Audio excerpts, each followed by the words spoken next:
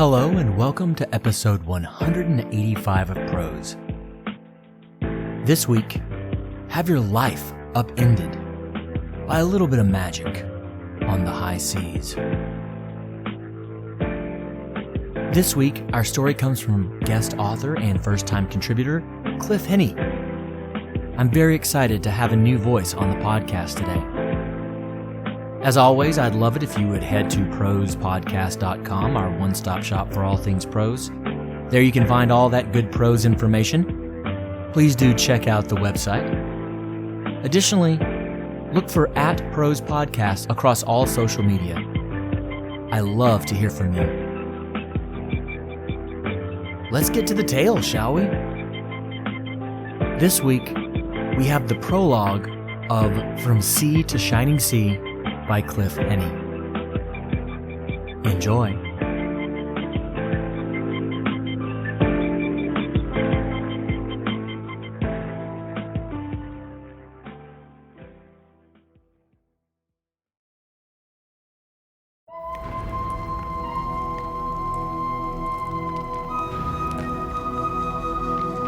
From Sea to Shining Sea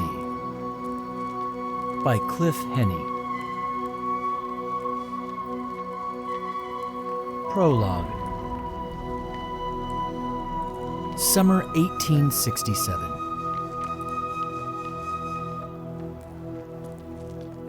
The ocean is a place of wonder.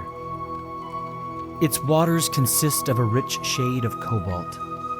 Its spray provides a tingle of brine. The waves it produces are music to the ears.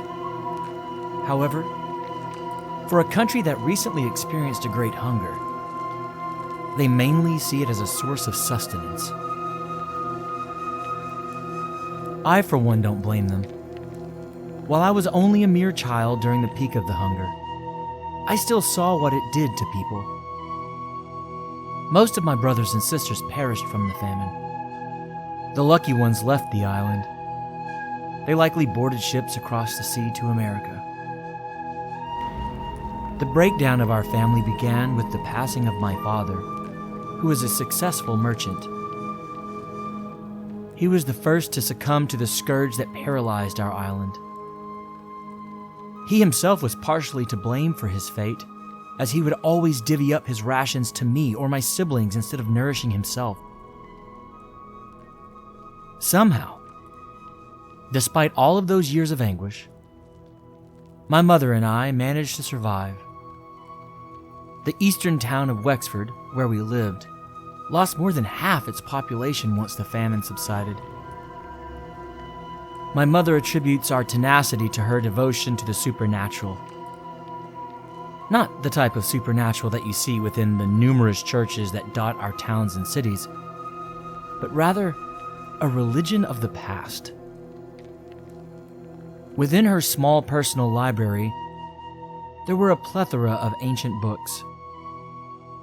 These books contained spells, frightening pictures of magical beings, and descriptions on the various magical beings that occupy the world, such as their weaknesses and abilities. Most of these books were written in Middle Irish, centuries ago. Since I lived in the eastern part of the island, Irish always came second to English. My ability to read it improved as I matured, but it was still nowhere near the level of my mother's. Over time, when the hunger subsided, my mother lessened her dedication to the craft. We moved west from Wexford to the western shores of Ireland, around the small village of Dingle.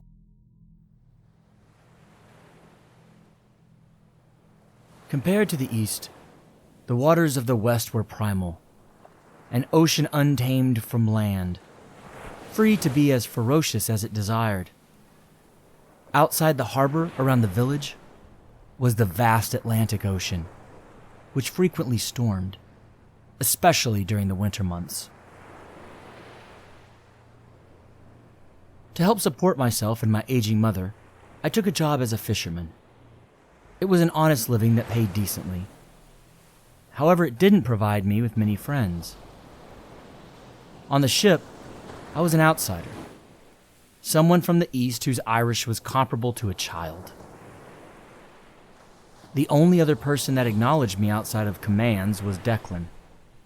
He came to Dingle from around Cork, in search of work, just like me. Before my first trip out to sea, my mother told me to be wary of the creatures that roamed the waters. Creatures that weren't recognized by most of gentle society. As a precautionary measure, she gave me a small dagger with a blade composed of iron. According to one of her books, iron deters magic and can protect against beings that possess mystical powers. Instead of keeping the blade sheathed within a pocket, I pricked a hole through the blade's grip in order to create a necklace out of it.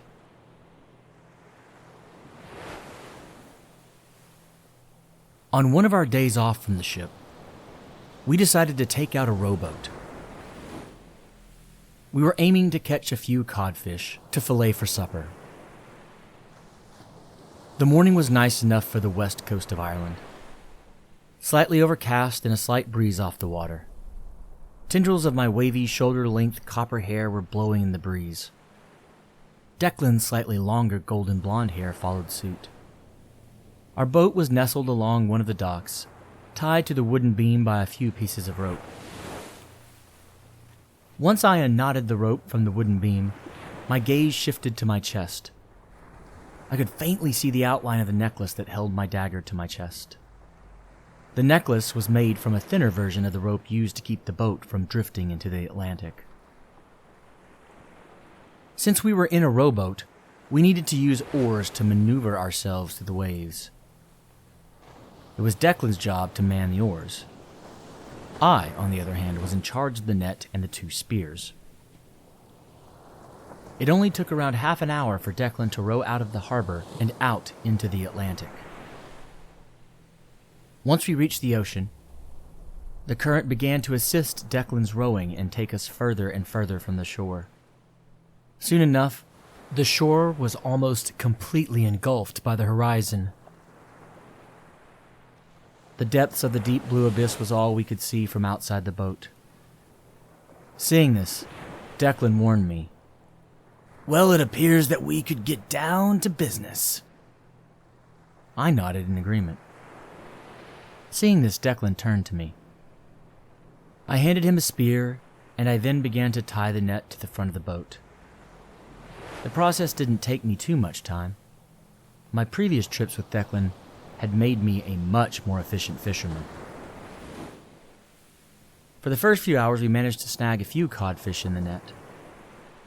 We used the spears to transfer them from the water onto our boat, where they continued to flop until life faded from their scaly bodies. Unfortunately, our luck ran out as the next hour was a bust. Me and my fair-haired friend at this point decided to cut our losses and row back to shore.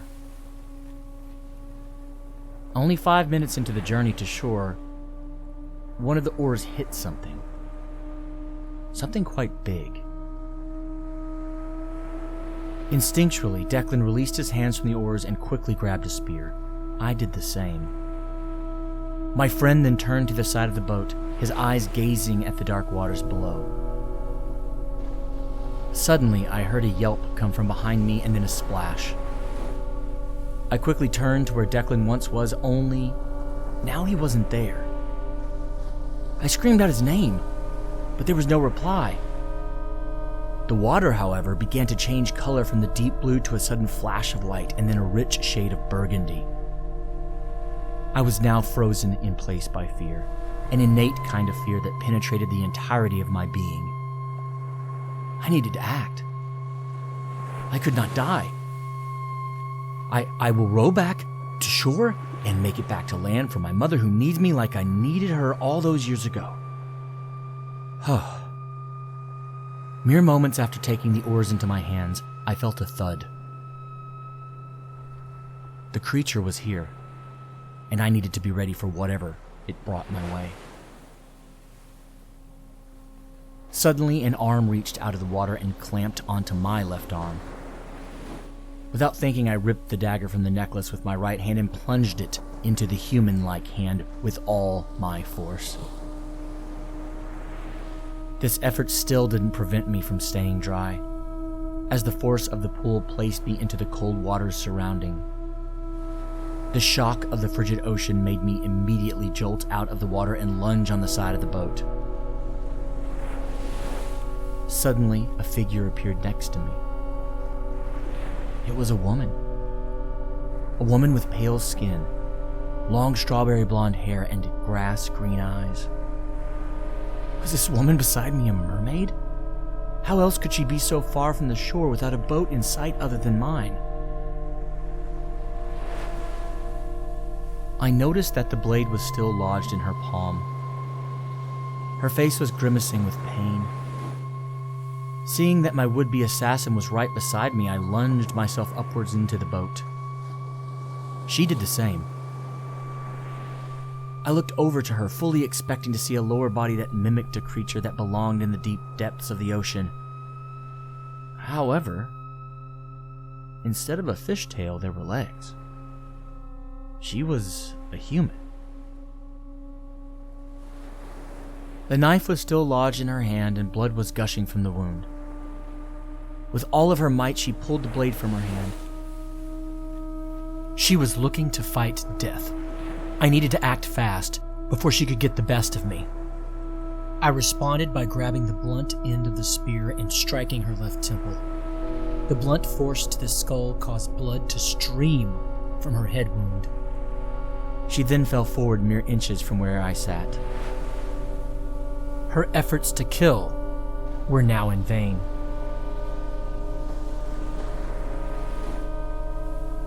I put a hand on her heart. There was still a beat. She was alive, which meant that when she woke up, she could still be a threat. As a precautionary measure, I used my iron blade to cut the rope. The rope that I used to tie up the boat now was used to bind the girl.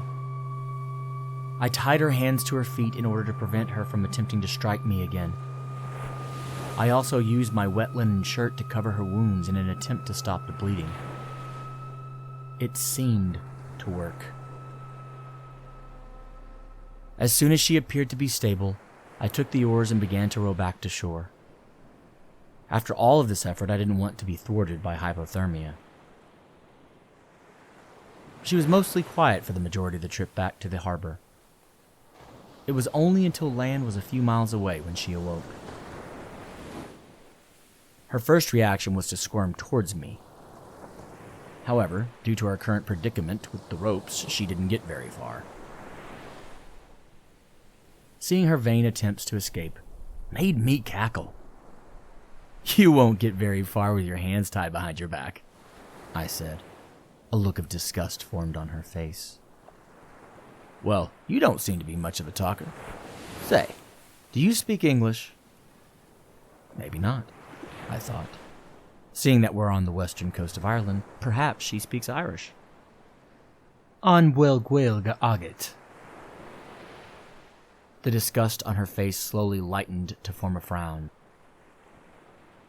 "English is my native tongue, though it has been ages since I've used it." Well,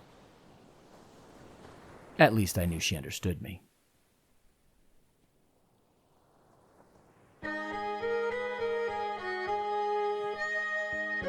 By the time I arrived back at the harbor surrounding Dingle, dusk was approaching. The once partly cloudy sky was now giving way to an evening fog. That should work to my advantage, as onlookers might not appreciate the looks of my strange predicament.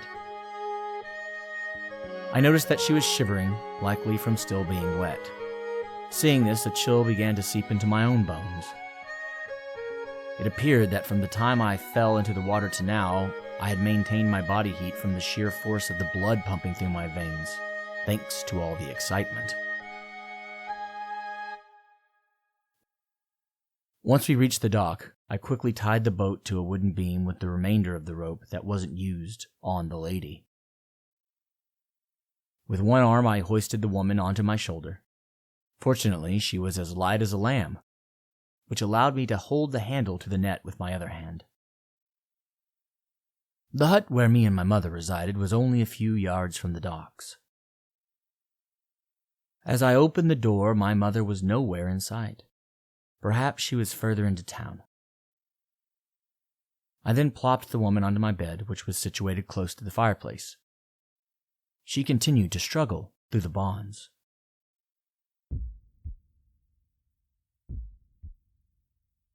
I am not going to hurt you, young lady. If I were going to do that, I would have taken care of you while you were passed out on the boat. She let out a heavy grunt. How could I trust thee? All men are snakes, only looking out for their own interests. In the midst of her rambling, I went outside to fetch some firewood to warm the hut. There were still a few coals from a fire my mother likely started before she left. She had left the coals there as a way to keep the fire going without burning the hut down. I used some hay that was bundled in the corner of the hut, beside my mother's bed, as tinder. Following this, I then placed tiny logs into the pit. First the smoke appeared and then a flame, which quickly spread throughout the pit. Seeing the fire taking shape, I then proceeded to fillet some of the fish I caught beforehand. My job as a fisherman gave me the funds to purchase an oak cutting board along with a decently sharp fillet blade from the local blacksmith. For today, I opted to use a pan to cook the fish. A stew at this point would be too time-consuming. Sea salt and pepper should be more than enough with regards to seasoning. While the fish was in the pan, the lady who was once berating me and my kind was now quiet. She appeared to be resting on the bed, taking in the heat of the fire. I turned to her. So, are you going to tell what in God's name happened out there in the sea? How were you out there in those brisk waters? Are you even a human? And what about my friend? A slight grin formed on her face. It's a long story, boy. But to answer your last question, yes, I am human. My eyebrows perked upwards. Was she really telling the truth? Maybe she wanted to make herself appear innocent so that she could strike when my guard was lowered. I doubt an ordinary human can manage to stay in those brisk waters for that long. There's something different about you. Once I finished speaking to the lady, my eyes darted to my mother's bed. She had a green book lying beside her pillow, her cherished book. The cover of the book, when translated to English, said, "Spells of White," or in other words, white magic. You practice magic, don't you? She chuckled. Well, it looks that you figured it out, boy. What are you going to do now, burn me at the stake? I couldn't tell if she was deathly serious or just pulling my leg. If I was to do that to you, then I would have to do the same to my mother. She gave me a confused look. I then walked over to my mother's bed and picked up the book lying on the pillow. It might be better to show you. Since she was still bound, I opened the book for her and turned to a random page. It was a spell that was said to help heal a laceration to the flesh. Too bad I don't understand the language the book is written in, boy. Just as I was about to close the book and get back to the fish, the door to the hut began to open. It was my mother. As soon as she opened the door, her gaze veered to the strange woman on my bed. Son, who is this lass on your bed, and why is she tied up like that? I immediately understood how odd this must be without any context. I meandered over to my mother and put a hand on one of her shoulders. When I was fishing out in the ocean today, she attacked us from beneath the waves. She managed to drown the boy that I fished with from time to time. You know, Declan? And she probably would have done the same to me if it wasn't for that dagger you gave me. She turned to face the woman. She looked at her eyes. You don't use magic like I, no.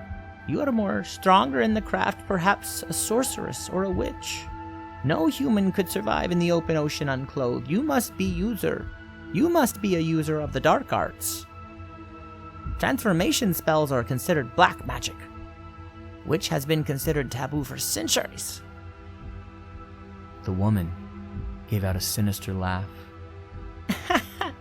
Well, it appears you weren't lying about your mother, boy. She read me like a book. The only question I have for her is how someone like you could defeat me, a user of the dark, as you call them, arts. My mother shook her head. It appears that you doubt the abilities of my son, lass. He is strong-willed and wouldn't go down without a fight. It also didn't hurt that the blade that I provided him is made completely out of iron, the only thing that could deplete even the strongest sorcerer from their powers. Iron is what robs a person of their magic? Well, I'm guessing no sorcerer or witch has taken up work in an ore mine. Boy, what do you plan on doing with me? Don't you despise me? After all, I did kill your friend. While what she did to Declan was unforgivable, wouldn't it make me just as bad if I did the same to her, I thought? Besides, maybe somebody with her abilities could help me make a better life for myself and my mother. I won't kill you. However, since I am being merciful, I believe that I am owed a favor. She let out yet another low chuckle. And what could you possibly want from me, boy? That was a good question. What did I possibly want now? Well, first off, since Declan was out of the picture, perhaps another helping hand would be to my benefit. Since you killed my deckhand and friend, I desire that you take his place. I believe that would be the least you could do. In return for your service, you will be able to live in our hut and be provided with daily hot meals. Her face seemed to have changed from one of disdain to one that was more neutral. Well, it has been ages since I've last had a warm meal.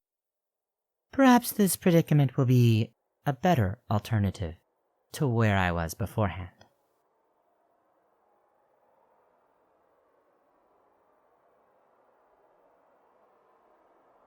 For the next few months, me and the sorceress would fish together whenever I was free. Her magical prowess helped out tremendously. A normal 3-hour trip would typically result in 2 or 3 adult-sized cod. The number was now 5 times that. Soon enough, the amount of fish we caught exceeded the ship I worked for. With more fish came more money. My mother took the role of a saleswoman as she set up a small stand to sell the fish we caught at the market. The newly acquired funds gave us the opportunity to enhance our vessel from the small rowboat to a Bermuda rig, a 3-sailed schooner that is about 10 meters from end to end. The good graces didn't just stop with the fishing, though. Following a few months of mainly silent days at sea, the sorceress began to let herself warm up to my presence.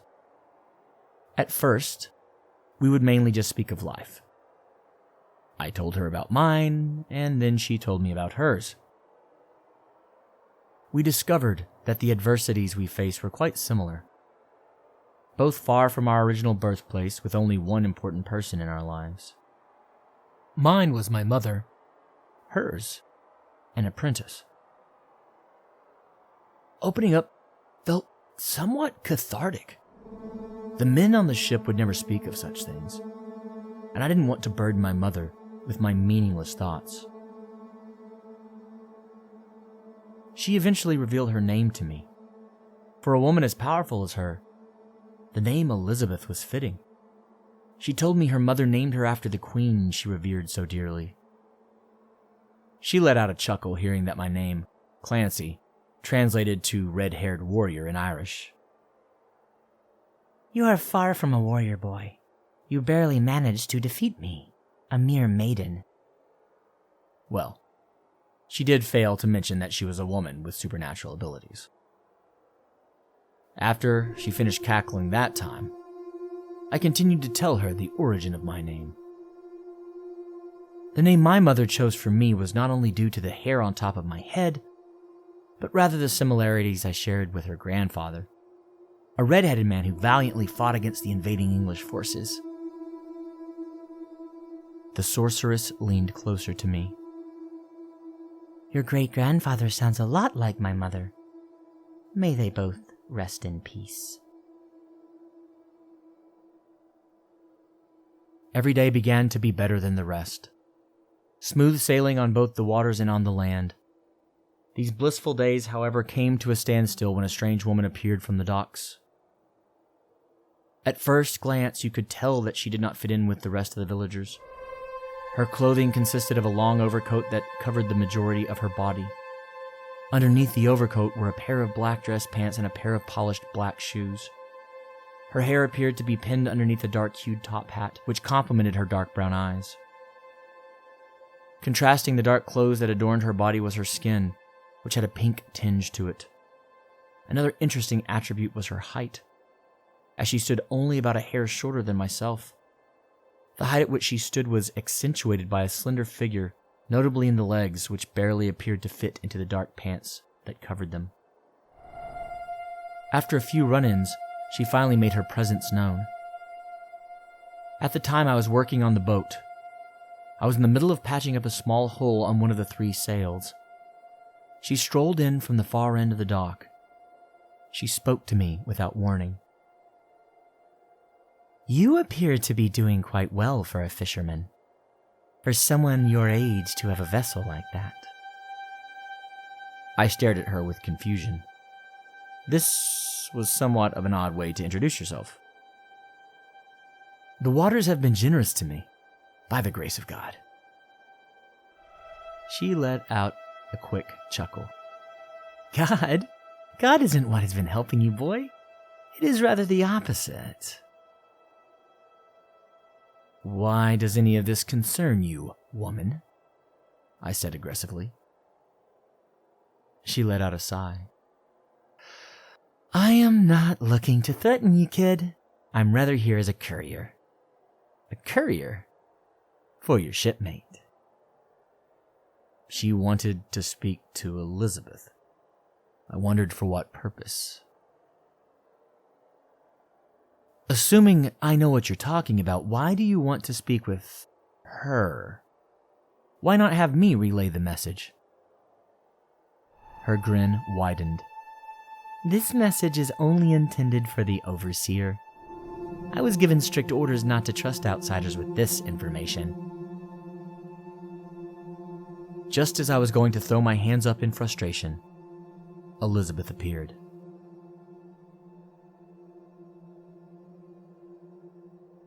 Elizabeth didn't even acknowledge me. She just walked over into the distance with the strange woman in tow. I called over to ask what was going on. She gave me a deadpan stare. Clancy, do not follow me. This is none of your concern. Please expect me back at the cottage by dusk. I nodded my head to demonstrate that I understood her request. When she arrived back, it was slightly past sunset, and she appeared to be quite flustered. We need to leave immediately, she said, and I was taken aback by her sense of urgency. Elizabeth, what are you saying? Why would we have to leave here? She began rummaging around the cottage for her few belongings. She looked as if she were ready to simply leave with the clothing in her arms. If we stay here for another day, we likely won't survive to see the sunset. I can't explain this to you, Clancy. This is my fight, not yours. What? What did she mean? Her fight? Did this have something to do with her life before I met her? Surely. How can I help you, Elizabeth? Is there anything I could do to help you resolve this situation other than leaving all of what I know and what I worked for behind me? I mean, what about my mother? She grabbed my hands and met her eyes to mine. Please just promise me that you will stay with me, Clancy. You've shown me the light again, and for that I will do everything in my power to make sure we have a happy and meaningful life together.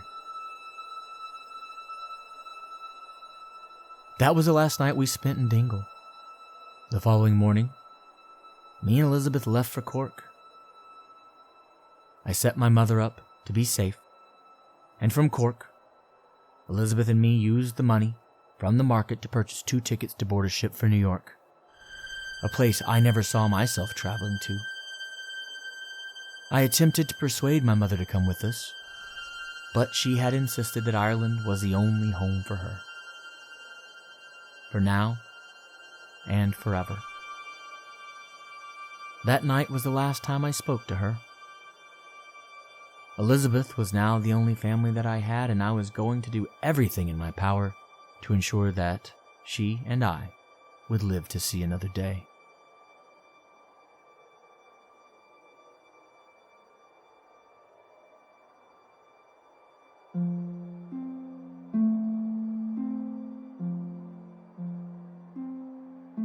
Thank you for listening to From Sea to Shining Sea by Cliff Heney.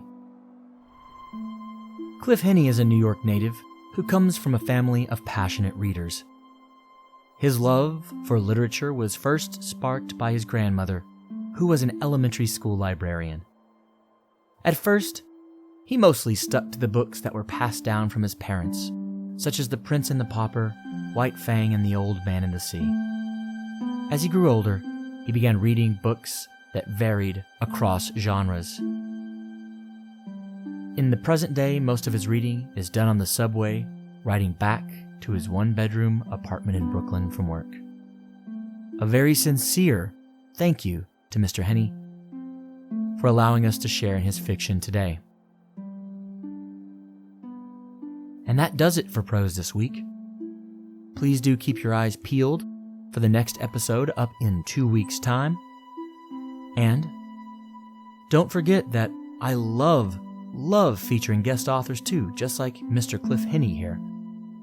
So, you can use the website to email me any submissions for the possibility of being featured on the show. All sounds you hear come from YouTube's Free Music Library or freesound.org, and they are being used under CC0 1.0 public domain dedication licenses. Until next time, love those around you, tell them that you do, and embrace this life as it is always stranger than fiction. Thank you so much for listening.